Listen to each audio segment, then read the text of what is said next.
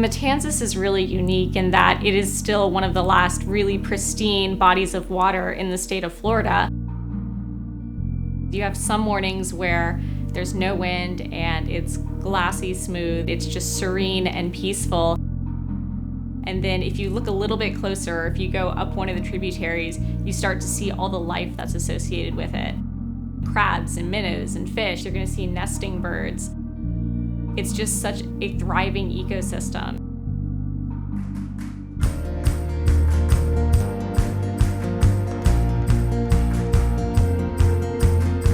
The Matanzas Riverkeeper is a nonprofit organization dedicated to protecting the health of the Matanzas Rivershed through advocacy, education, and community engagement.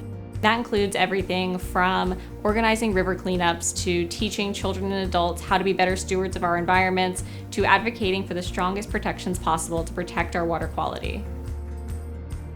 I'm an attorney by trade. My specialization is environmental and land use law and policy. I grew up on a lake down in Central Florida, and in the years since I've lived there, the water quality in the lake has rapidly deteriorated. Seeing that on such a small scale and then coming to places like the Matanzas River watershed where we still have fantastic water quality, I just realized that that was something that needed to be protected. The biggest threats to the Matanzas River watershed are those that are associated with urbanization. St. Johns County is the third fastest growing county in the state. When development comes in, you clear the land, you add a bunch of fill dirt, and then you build on top of that. We're seeing loss of wetlands and other environmentally sensitive areas. Our natural resources really dictate our quality of life in the state of Florida. In the Matanzas watershed, you can still swim and fish and not fear that it's going to impact your health. Every single day, there are people out here kayak fishing and boating, going out and harvesting oysters with their families. And I think that's such an important part of our culture and our community here.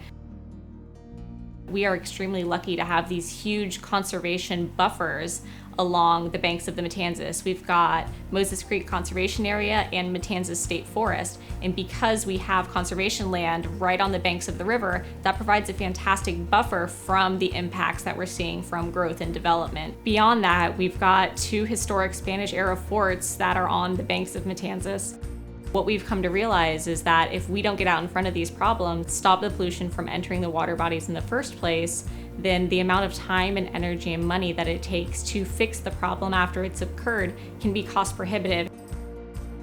There are little changes that individuals can make that might not seem like a big deal by themselves, but when you start to add up the compounding effects to it, it can really make a big difference. There's a huge opportunity for education in that regard.